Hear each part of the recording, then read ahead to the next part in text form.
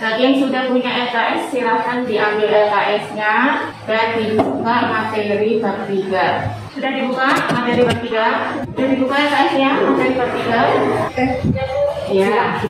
Sudah ya. Nah, materi bab 3 itu temanya apa, anak? Materi bab 3 temanya apa? Ya. Jadi temanya mengenai nilai-nilai Pancasila dalam praktek penyelenggaraan pemerintahan negara. Sudah kelihatan belum poinnya? Sudah kelihatan belum? Belum ya, lagi ya. Sudah kelihatan belum materinya itu?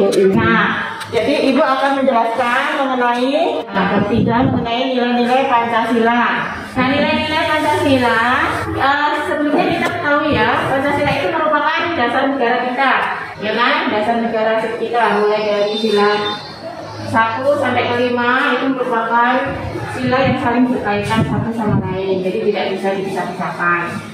Jadi negara Indonesia itu mempunyai dasar negara Pancasila. Jadi negara kita itu bukan negara agama ya, bukan negara berdasarkan agama, tapi berdasarkan Pancasila yang mengenal adanya perbedaan suku, agama, ras, bahasa, kemudian perbedaan adat istiadat dan lain sebagainya. Tapi dengan perbedaan itu bukan menjadikan kita bercerai-berai ya atau saling bentrok, tetapi justru dengan perbedaan itu menjadikan kita sebagai negara yang satu, negara yang kuat, sesuai dengan sila ke-3 yaitu Persatuan Indonesia, atau sesuai dengan semboyan negara kita, Bhinneka Tunggal Ika. Meskipun berbeda-beda tetapi tetap satu juga. Kemudian negara kita bukan negara yang berketuhanan. Artinya negara kita itu tidak mengenal adanya paham ateis atau tidak mengenal Tuhan. Semua warga negara Indonesia itu wajib beragama, tidak boleh tidak. Semuanya wajib beragama. Nah, negara yang diakui di agama yang diakui di Indonesia itu ada 6, yaitu agama Islam, Kristen, Katolik, Hindu, Buddha, dan Konghucu. Silakan 6 agama itu dipilih mana yang sesuai dengan keyakinan masing-masingnya. Dan negara kita tidak boleh untuk memaksakan agama dan tidak boleh menistakan agama. Apa sih itu menistakan agama? Menistakan agama itu merendahkan agama, ya kan? Atau apa ya istilahnya? Memandang rendah agama lain itu tidak boleh ya.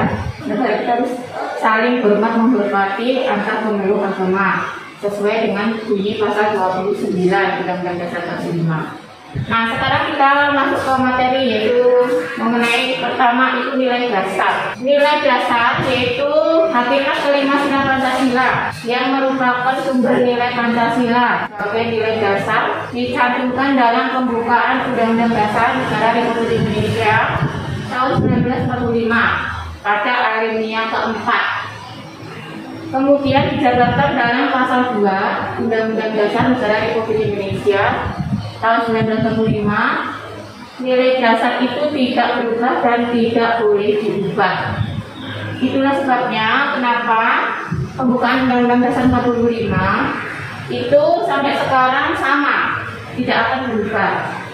Itu karena di dalamnya, khususnya pada alinea keempat, itu terdapat dasar negara, yaitu Pancasila, ya kan?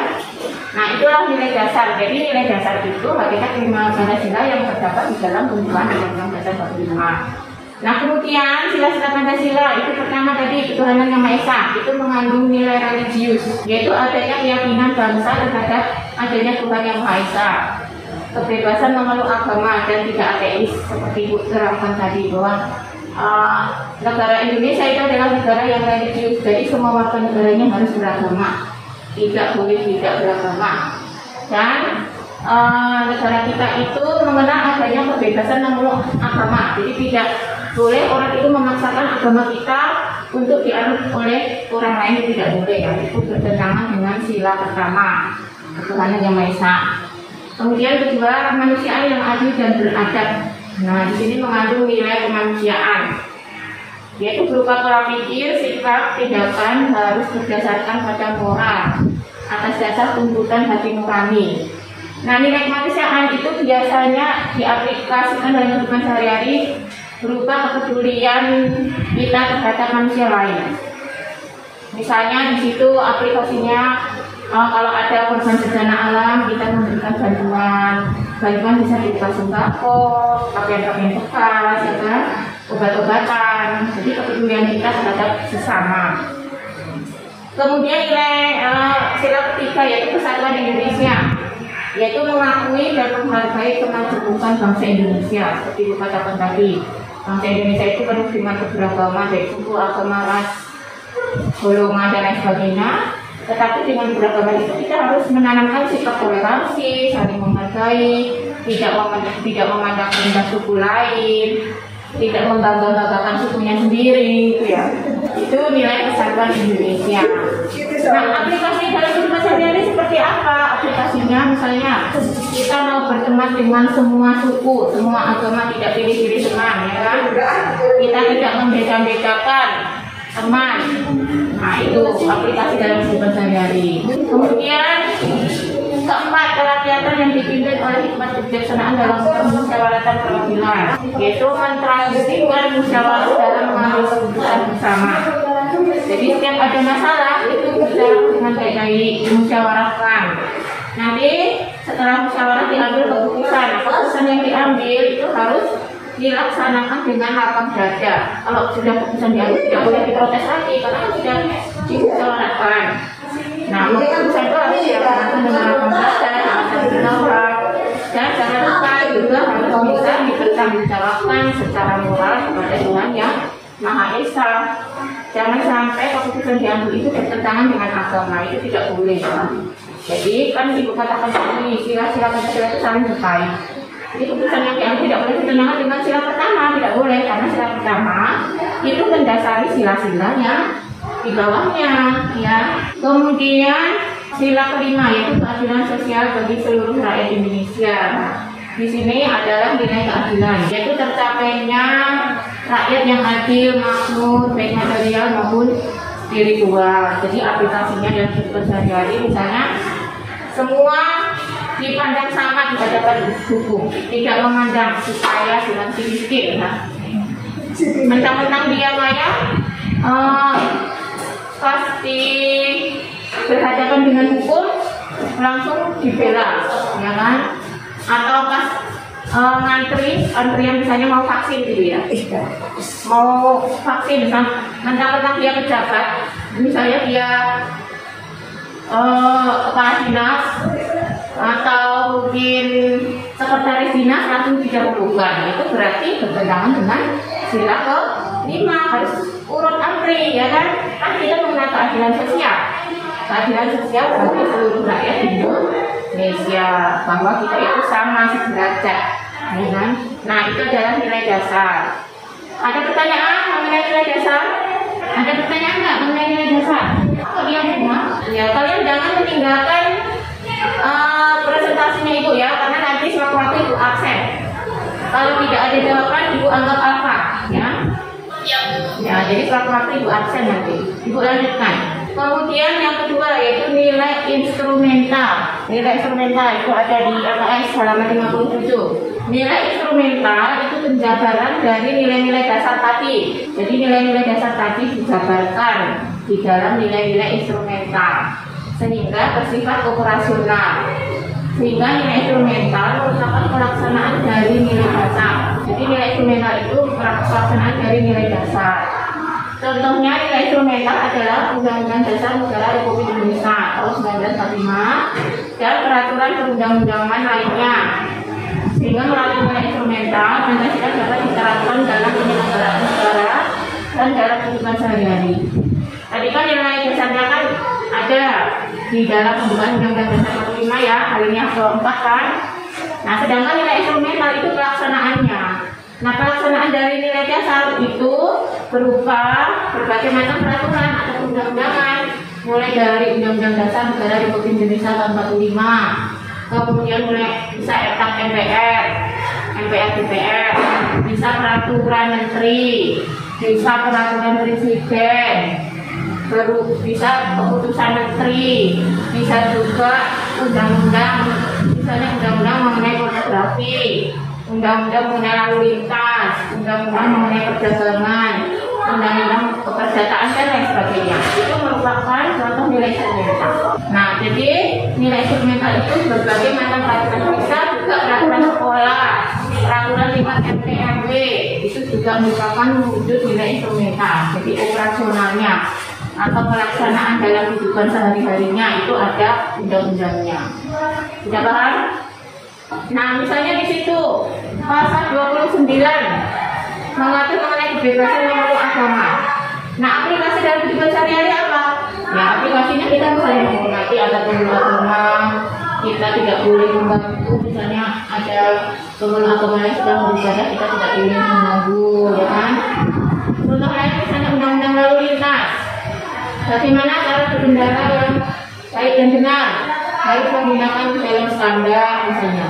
Harus pengendaranya harus sudah mempunyai SIM. Kemudian misalnya motornya juga harus standar, spionnya harus 2. Kemudian harus dipajaki setiap tahun dan lain sebagainya. Itu adalah peraturan atau perundang-undangan yang mengatur dalam kehidupan sehari-hari. Misalnya di sekolah, tata tertib sekolah bagaimana? Misalnya harus masuk tepat waktu, harus memakai seragam sesuai dengan jadwalnya, dan lain sebagainya. Itu adalah nilai instrumental. Jadi contohnya berupa peraturan dalam kehidupan sehari-hari, mulai dari Undang-Undang Dasar 45 sampai peraturan-peraturan di bawahnya. Undang-Undang Dasar 45 ada MPR, peraturan presiden, keputusan presiden, peraturan menteri, sampai bisa peraturan tingkat bawah misalnya tata tertib sekolah, peraturan tingkat MT, MW. Nah, itu adalah contoh nilai instrumental. Kemudian yang ketiga itu nilai praksis. Nah, nilai praksis ya ini nilai praktis. Ini nilai praksis. Nilai praksis merupakan realisasi atau perwujudan dari nilai instrumental dalam kehidupan masyarakat, berbangsa dan bernegara. Nah, nilai praksis itu senantiasa berkembang, disesuaikan dengan perkembangan zaman. Nah, jadi nilai praksis itu selalu berkembang sesuai dengan perkembangan zaman. Dulu di zamannya ibu, waktu SMA, kelas SMA itu belum mengenal adanya internet. Tapi sekarang di zaman kalian apa-apa serba online, apa-apa serba internet. Jadi kan sangat berbeda kemarin kondisinya antara dulu di zaman SMA dengan SMA itu kan sangat berbeda. Nah, itu peraturannya bisa berkembang atau bisa berubah, disesuaikan dengan kondisi zaman atau disesuaikan dengan perkembangan zaman, ya kan? Nah, contoh nilai praksis itu sila pertama. Contohnya tadi menghormati orang lain yang sedang menjalankan ibadah. Terus kedua, melakukan manusia sesuai dengan harta dan martabatnya. Seperti dikatakan tadi harus peduli terhadap sesama. Kalau ada teman yang terkena musibah, diberi bantuan semangat. Syukur-syukur diberi bantuan berupa material, ya kan? Kemudian sila ketiga yaitu bela negara dan nasionalisme, seperti dikatakan tadi di awal.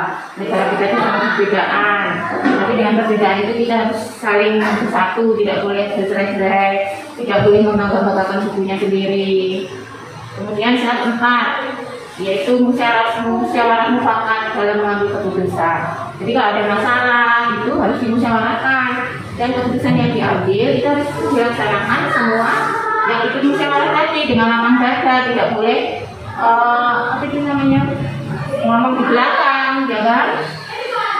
Dan keputusan yang diambil itu juga harus bisa dipertanggungjawabkan secara moral kepada Tuhan Yang Maha Esa, artinya tidak boleh bertentangan dengan sila pertama. Kemudian sila kelima yaitu keseimbangan antara hak dan kewajiban. Jadi kita harus sebagai warga negara yang baik harus mendahulukan hak dulu atau kewajiban dulu. Ya, kewajiban dulu. Kewajiban harus kita laksanakan dulu baru menuntut hak, ya kan? Nah, contohnya ibu mengajar pasti ada tugas kan. Nah, tugas yang ibu berikan itu kalian wajib untuk mengerjakan dan kirim tepat waktu. Ya, kalau kalian sudah mengerjakan dengan baik, tidak asal-asal mengerjakan karena tidak punya EKS, terus asal mengerjakan tinggal centang, akhirnya nilai tugas kok bisa dapat nilai 4, bisa dapat nilai 5. Sudah begitu dia menuntut haknya untuk naik kelas. Kira-kira pantas enggak itu? Pantas enggak itu? Ya tidak, ya kan? Apalagi dia tidak mengerjakan tugas. tugasnya dikirim seenaknya. Ibu kasih batas waktu 2 minggu, dia kirim tugas sebulan yang lalu baru kirim. Akhirnya nilainya tidak terekam oleh ibu. Giliran ibu share nilai-nilai yang ada, loh bu, saya sudah kirim tugas kok nilai saya kosong. Nah itu salah siapa? Karena ibu sudah kasih tugas waktunya 2 minggu, tapi kalian mengerjakan tugasnya sudah 2 minggu berlalu, kalian baru mengerjakan. Akhirnya nilainya tidak terekam oleh ibu, tidak terdownload. Itu salah siapa? Nah itu banyak kejadian ya di pelajarannya ibu.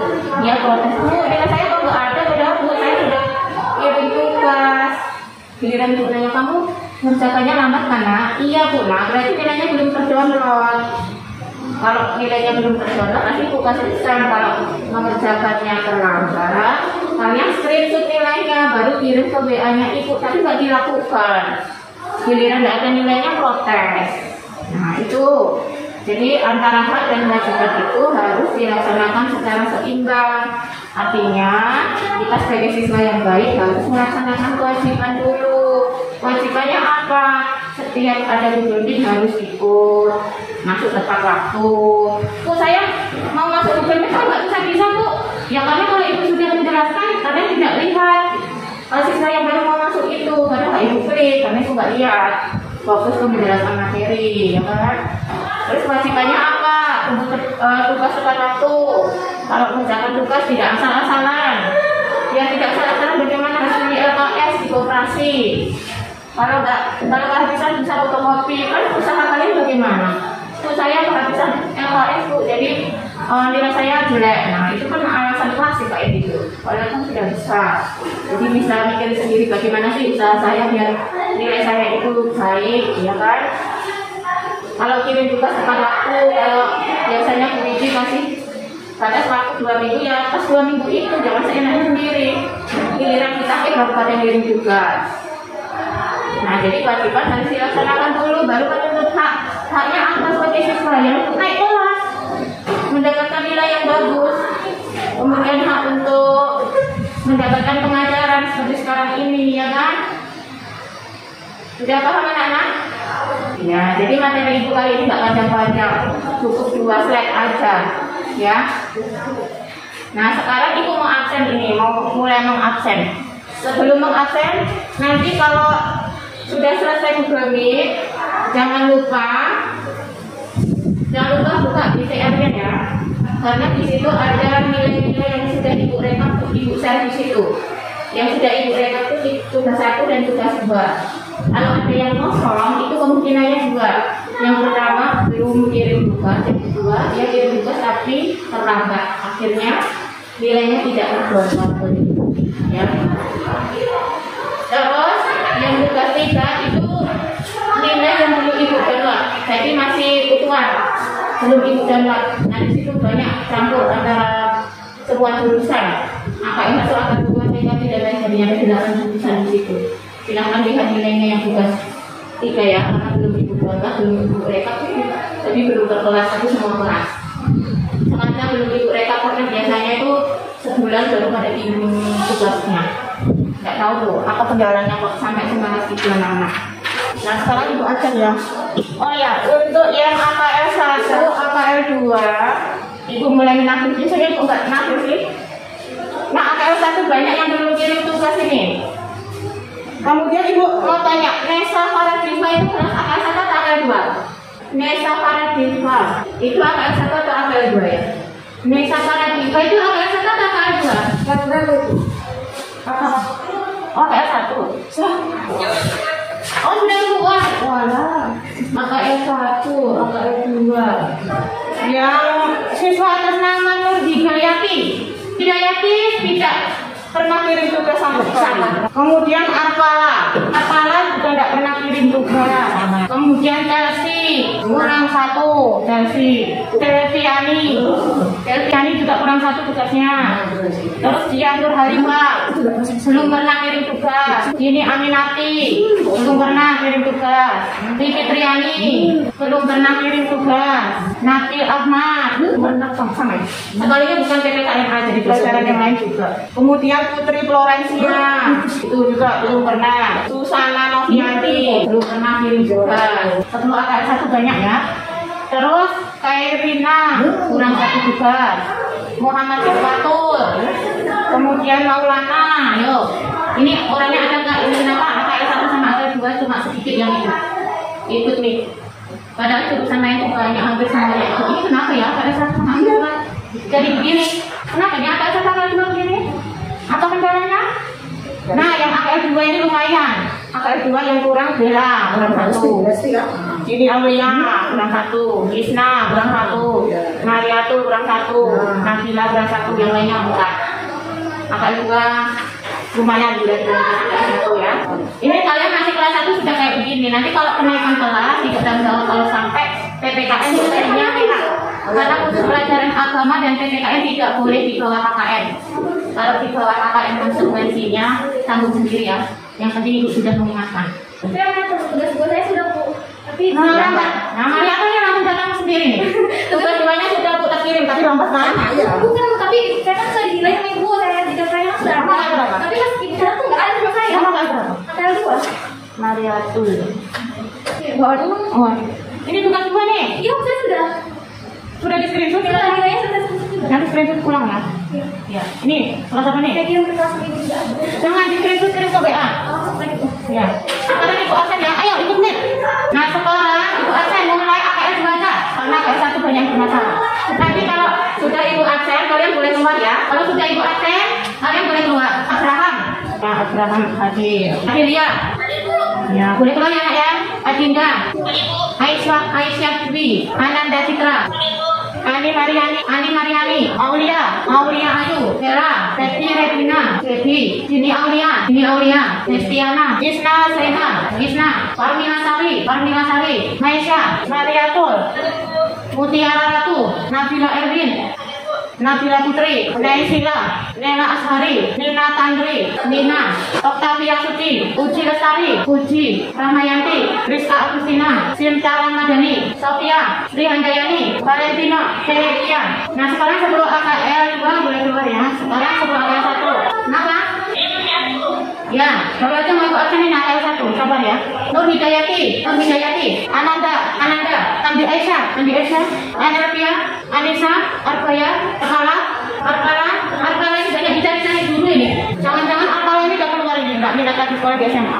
Aulia Dwi, Ayu Nuraini, Chelsea, Selviani, Dian Nurhalika, ini juga dicari-cari dulu ini. Sani Koleus, gimana tadi Dian? Sini Aminarti, Dian Nurhalika, Dian udah ada. Ya. Siapa? Ini Aminarti. Kenapa namanya Kairunisa? Kenapa namanya Kairunisa? Ini Aminarti kenapa nama berubah jadi Kairunisa? Dwi Fitriyanti. Terus Dwi Fitriyanti ada nggak? Diva Dwi, Firda Ayu, Fitriani, Nisatul, Toniatul, Husnul, Indah Suci, Kairunisa. Nah Kairunisa ini kenapa nih? Kenapa kamu berdua? Kairunisa sama siapa tadi? Sama Dini. Jadi berdua. Coba kameranya kamu nyalakan dari ibu tahu kalau ke orang. Coba kalau bisa kameranya kamu nyalakan. Kalau tidak dinyalakan tidak ibu centang ini. Coba dinyalakan kameranya. Biar bisa. Kalau tidak dinyalakan tidak ibu centang. Kamu nyalakan kameranya. Bukan. Gak mau berarti tidak ibu centang. Kairina, Meliani, Muhammad Iswatul, Muhammad Maulana, Nabil Ahmad, Nadia Safira, Nur Ana, Nur Atiqah, Perhuda, Nur Ramadhani, Kesatila, Nurul Nakfira, Putri Florencia, Rahmi, Ratna Anjani, Revandina, Salsabila, kamu tidur kah? Sinta, Susana, Widya Rifa. Nah yang lainnya boleh keluar.